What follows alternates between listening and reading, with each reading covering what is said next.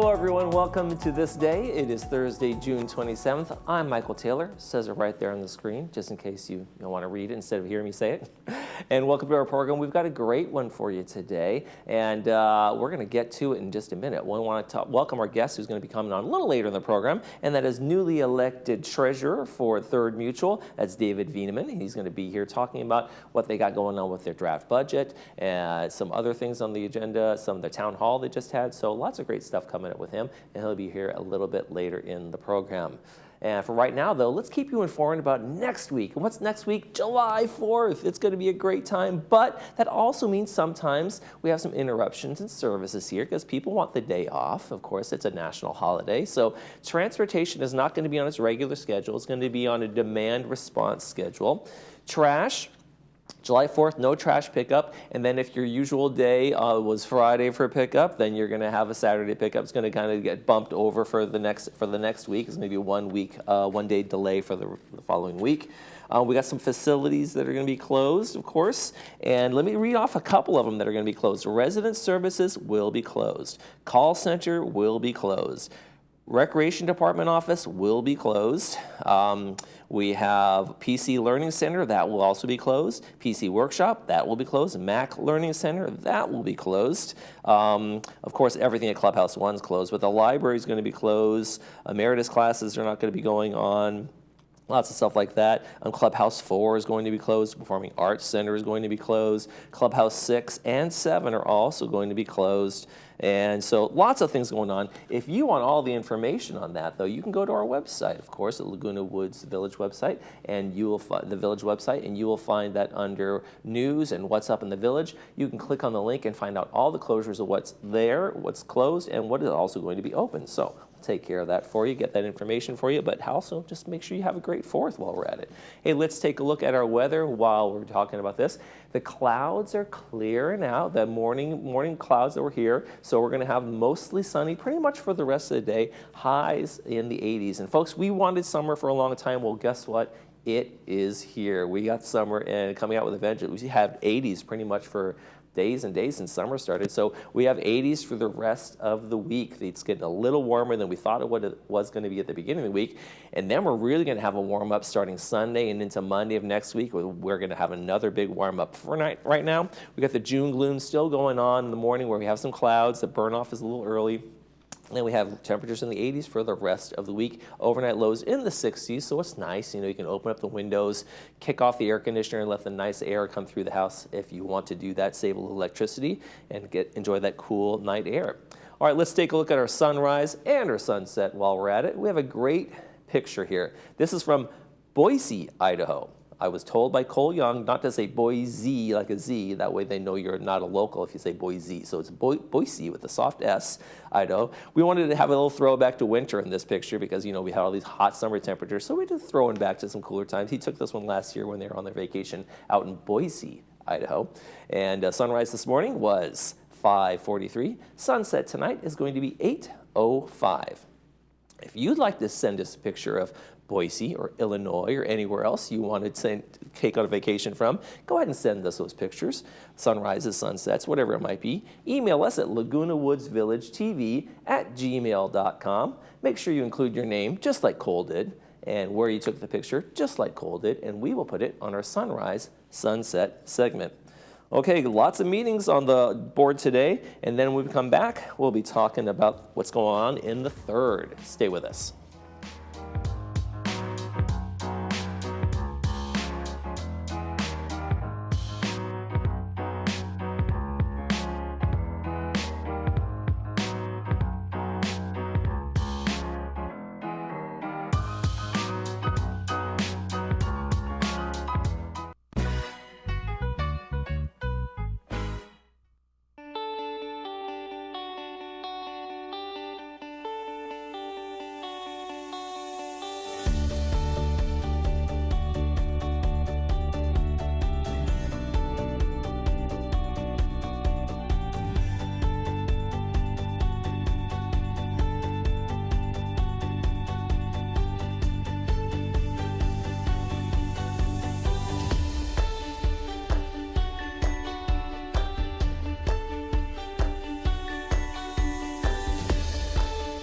Captain America.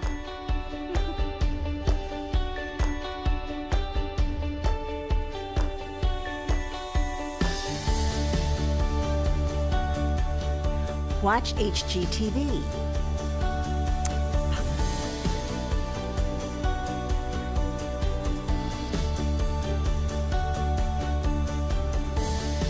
Netflix.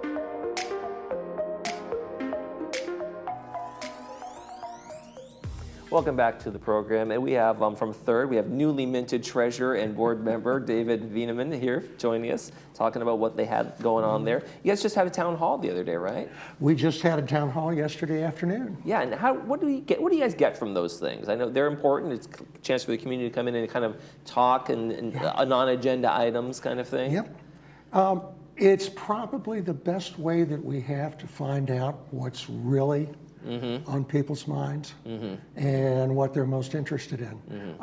It does help us set our priorities, and it's something that we talk about in our meetings. Right. It's one of those things where it's like, okay, if it's a free-for-all, come on in, we'll go back and forth, and you guys have the opportunity to talk without an agendized thing. Oh no, you have time limit here and all those kinds of things, right? Right. And one of the things we were talking about yesterday was the upcoming board elections. We're going to have 3 openings, but by the end of the meeting, several of the people who were interested said, I don't know if I could stand up there in front of one of these town halls with all the people griping and complaining, but the way we look at it, it's not griping and complaining, it's people sharing their concerns. Yeah. And just for folks who don't know, if you want to run, there's some openings on the board for the 3rd. The deadline to turn in your paperwork, all your information, candidate info is going to be the 3rd as well, July 3rd at 5 o'clock, right here in this building, the community center. Right. And so make sure you get those in. And if you're interested in being a candidate, if people aren't interested in being on the board, jumping right into that. Right.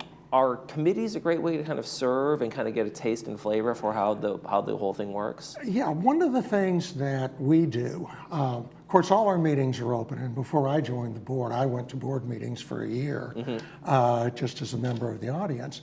But we have advisors to some of our most important committees, and the advisors are a great way to get to know the people, get to know how the board works, get to know what the process is. Yeah, so a great way to kind of get your feet wet without actually having to run for anything and Exactly. have that long service term of 2 years for some folks. Let's talk about what you guys got going on here. 2025, we have a complete first draft of the budget. You should be very happy with that as the treasurer. Yes, we are. We have just passed one of our milestones. The first draft of the budget is essentially complete. We'll be reviewing that in a couple of weeks, and then we'll give revisions to staff, and staff will incorporate that into the budget. We get a second look at it to see, okay, what impact is this going to happen? Yeah. What is this going to have? Right, and you give a public a chance to take a look at it too, and maybe make some comments there and say, hey, what if we move some things around here? Maybe some good ideas come from that as well. And our budget meetings are open, and Right. we invite everybody to attend the budget meetings. And we publish the agenda packets in advance so members can take a look to see what we'll be considering. Okay, and what are some of the priorities in terms of the budget, in terms of demands? Well, it's a balancing act. Right. The buildings that we're in are all 60 years old, and they're showing their age, and they require some maintenance. Right. So we have really 3 priorities. The first priority is state law requirement. We have to keep our reserves up. Right. Because those reserves are going to what are going to keep these buildings in good shape for the next 30 years. And the second priority is providing services, landscape, maintenance and construction, Right. manor alterations, to all the third manors. And there are a lot of things that we could do, a lot of things that people ask us if we would do. We say we'd be happy to if you'd be willing to pay $1,500 a month. Yeah, if you don't mind raising up the fees, we can do all sorts of stuff. But you know, a lot of our older residents, they simply can't. I mean, Right. You know, these are elderly people on fixed incomes. So probably our most important priority, consistent with the other two, is holding the line on monthly dues increase. We hate them as much as residents do, and we do our best to keep them reasonable. Okay. And those are the big things, right? Because it's that balancing act, like you say. People want the services. Why aren't you doing this? Why aren't you doing this? Why aren't you doing this? But then you say, okay, like you said, if you want to raise the hikes, we can afford those things. Yeah. But you know, the reserves aren't this piggy bank that you go to anytime you want, you know, to go get a snack or candy or dessert. Exactly. The California law is specific on what we can use the reserves for, and the oversight that are given to the reserves is not just our oversight to the reserves, but every 3 years we have an outside consultant come in and do a review of the reserves, the reserve adequacy, and then do a projection out. How are we doing? And we've been able to maintain our reserves at what's considered the adequate level, which is that's our target. And then as we go along, we build them up. Absolutely. So some of the other things you guys did in terms of the recap of the meeting. The bathroom splits. What's a bathroom split? Okay, bathroom splits have gotten more popular in the last few years, and that is when a owner of a manor takes a larger bathroom and splits it into 2 smaller bathrooms. And there was this was the change that we made this month, really a routine change, no big changes. It's come to our attention that the language was a little bit outdated. Okay. So we updated the language. And then the other item, this was a pretty routine month, really. The other routine item is block walls in some manors. A lot of the single-story manors, residents would like to put a block wall around, say, a patio or a portion of their manor. And again, we had to update the language on that just to bring it in line with current practices. Right, It's because pretty there's the building standards that you want to make sure you're meeting and that kind of thing. Can't just be plywood up against block wall. Well, and you can't build a block wall that makes a fortress. You've got to have. Yeah, you got a windows, you got a way out. You got to have. Exactly. If you're taking away an exit, you need to have something in there. Oh yeah. And then the updating the financial requirements for purchase or lease. Yep. We didn't really make major substantive changes to these either, but we've been considering the financial requirements because in the early days of condominiums and homeowners associations, people would get into units that they couldn't afford. So we've had the financial requirements for years, and we didn't raise them substantially. We just want to make sure that anybody who moves in has the means to continue to support themselves. So it's kind of like a check on their reserves and how they're going to be able to. Exactly. Okay, so just because obviously you want people to come in, you want people to live here, but the last thing you want to do is have evictions going on. Yeah. People are unable to maintain, right? Yeah. Yeah, so that's obviously a big deal. So water damage restoration costs. We had last 2 years, we've had amazingly high rainfall in Southern California. Exactly. And a lot of the water damage restoration cases that we have, some of them are due to the rain. A lot of them are due to the aging pipes in our units. And water damage, ask anybody who lives on the first floor of a garden villa, a three-story building, and they'll tell you they look at their ceilings with a little bit of trepidation. Because what can happen is there can be a problem with the pipes. Probably the most frequent problems that we see, and we're in the middle of doing a bunch of water damage restoration hearings because we're working through a backlog. But a lot of the hearings end up around toilets that weren't properly seated, or toilets where there's a wax seal, where it attaches to the floor, and those wax seals can go bad. All right. And those are probably the greatest risk of property damage that our manor owners have in our multi-story buildings. Right. Because the water goes straight down. And there actually, when that happens, there are two different kinds of damage. And a lot of people who come before us in the water damage restoration hearings, they don't understand this, which is why I wanted to mention it again this morning. Sure.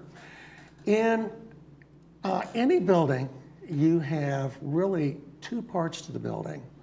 One is, of course, your neighbors and their manors, but the building itself is the property of the mutual. So when there's water damage, there are really two sources of claims that a manor owner can be exposed to. One of them, well, it's claimed for your neighbors when your water dripped down and ruined their floor. Right. But the other is water damage issues also affect the structure of the building. So when one of those happens, the mutual has to go in and we have to repair the damage to the structure of the building. And even if your neighbors are insured against the damage to their unit, you can still be liable to the mutual. And we do have people who come in and say, well, you know, I settled up with my neighbors. I don't understand what this is all about. Right. So we explain to them, well, this is for damage to the building. And it's another reason why it's so important for manor owners to have HO6 insurance, which is the type of insurance that is specially designed for condominiums. And if you don't have these, if you don't have HO6, on a damaged water restoration claim, it's not unusual to see the damage to the building be $15,000. Yeah, and that's not something that people are just sitting on around here. No, you know, we're all trying to enjoy our retirements here. And so, you know, we really urge people, even though the price of insurance is going up, don't scrimp on that HO6 insurance. Keep yourself protected. Yep. I'm an upstairs unit, and I have had 2 times where water has gone down to my folks and sit down there. So yes, I know exactly what we're talking about here. Like you said, it can be really expensive, in excess of $25,000, and that's a huge kind of thing. What about other things like we're talking about in terms of like battery-operated smoke alarms that can be damaged? And yeah, there are. You know, when we do the damage restoration hearings, we see a list of all the things that are damaged. Electrical can be damaged. You have asbestos concerns because that's going to disturb the asbestos that's sitting on top of most of the ceilings. Right. It's harmless as long as it's not disturbed. Yeah, the second you open up those ceilings, though. Oh, yeah. And, you know, it's one of the reasons why we recommend to people the easiest, least expensive way that you can help protect yourself against water leak intrusions is with a water leak alarm. Now, you know, we've all got them for our water heaters. And, you know, for a lot of us, we think, okay, yeah, I've got a water leak alarm, and I've got it by my water heater, which is the biggest risk. We don't see that many water heater leaks. So for example, in my unit, and I'm on the 3rd floor, so I worry about my neighbors downstairs. So I have 11, I have a 3-bedroom, and I have it's just a little battery operated water leak detector. Right. I have one by every sink, have one by every toilet in the unit, have one by every shower, and I just got 2 more because I realized I didn't have one by my dishwasher, I didn't have one by my refrigerator, and the installers that come and put in these appliances don't always do the best job. Yeah, that's right. Yeah, and that could just be a faulty thing, or like you say, old pipes and old whatever it is, bad seals. So all sorts of different reasons why that's such an important little gadget to have. Yes, it is. And the newer ones, you can find them on Amazon, really inexpensive.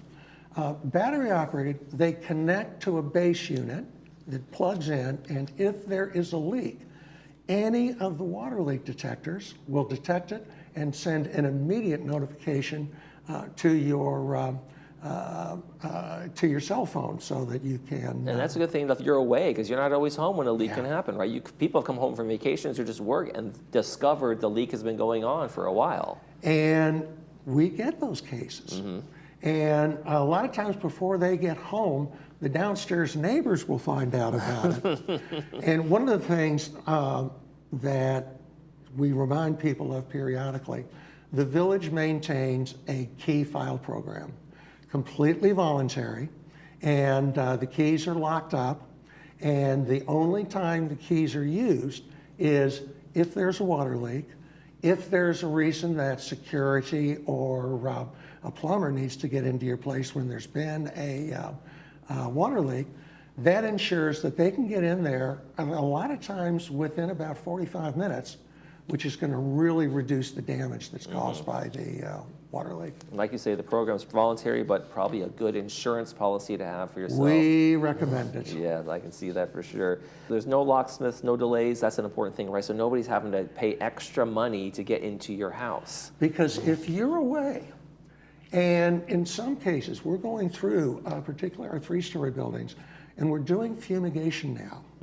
And what the key file program can keep you from having to do is sit around, wait all day for somebody to come in, or if you're away and there's a water leak, again, what we'll do to try to minimize the damage, we'll have a locksmith come out, and that can be expensive.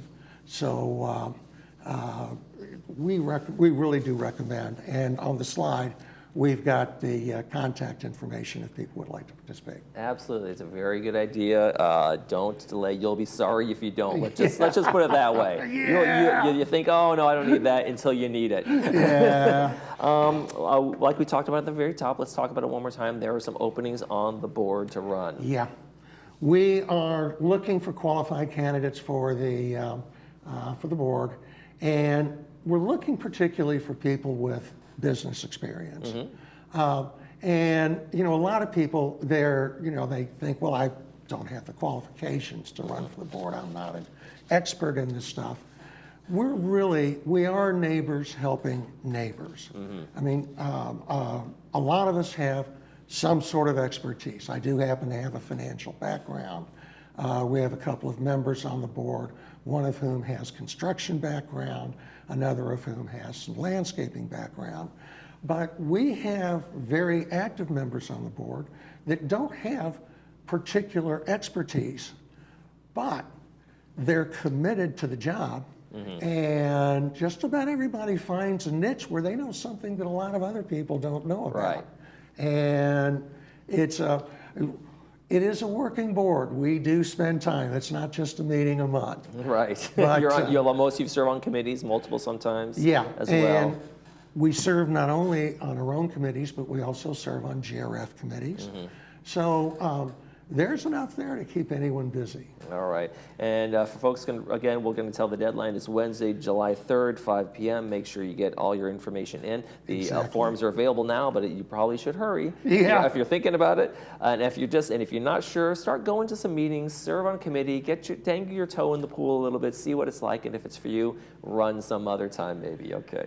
Well, sir, thank you very much. I appreciate you coming in. Happy to help out. From the 3rd, we appreciate it. Great update, and we'll welcome you back again as our new treasurer next month. Great. Thanks so much. You're watching This Day. We'll be right back.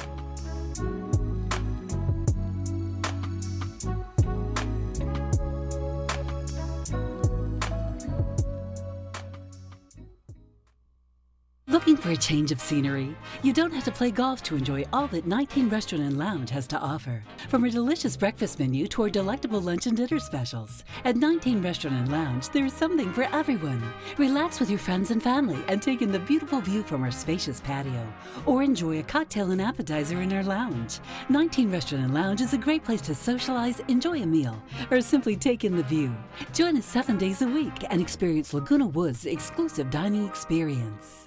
At Motion Drip, we believe in proactive wellness. Our IV therapy is designed to give you the well-being you deserve. With increased vitamin absorption directly into your bloodstream, it will replenish your body with hydration and nutrients to support your body's functions, increase energy levels, slow signs of aging, improve muscle recovery, and boost stamina.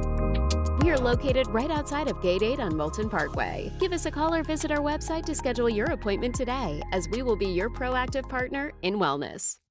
The King Living mid-year sale is on now. 5 decades of Australian furniture design, crafted for a lifetime of comfort. So why buy ordinary furniture when you can come home to King? Sale on now. Did you ever? The King Living mid-year sale is on now. Save up to 50% on Australian designed, award-winning furniture. So why buy ordinary furniture when you can come home to King? Sale on now.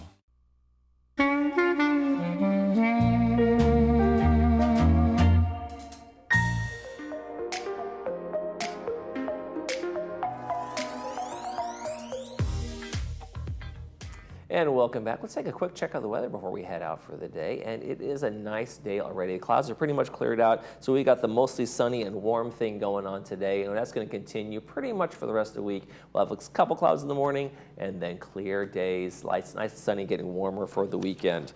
All right, tomorrow on the program, Adapt To It's going to be here. They always have some great gadgets that we like to look at. And for everybody, they're certainly great. And of course, Sports Corner. Got lots of things going on in sports, the draft, the Stanley Cup Finals, so we'll hear from that from Cole tomorrow on the program. That's going to do it for us here for today. For all of us here at Village Television, we hope to make this day a great one.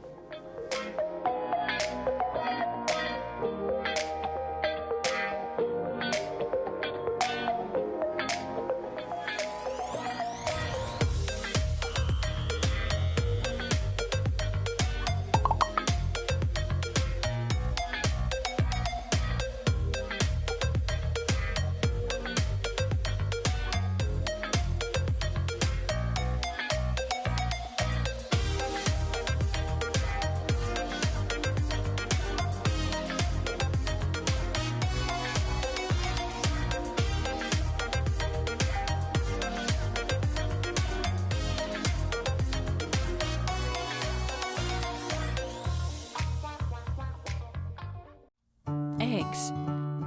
For you, they never ended up in one basket. You saved, you invested, you diversified. Then, with the right help, you grew your nest egg and found the recipe for your ideal retirement. And when it all came together, you realized it was about more than just eggs. Write your retirement recipe today. Hi there, I'm Bob Eubanks. Remember me? I'm the king of whoopee. And you're watching Village Television. But everybody does.